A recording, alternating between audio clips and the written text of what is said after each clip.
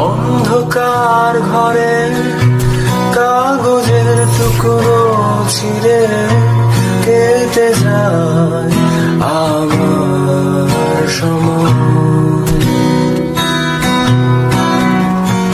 তুমি গেছো চলে, যাওনি স্মৃতির অতলে, যেমন শুকনো ফুল বয়ে মাঝে বয়ে যায়। রেখেছিলাম তোমায় আমার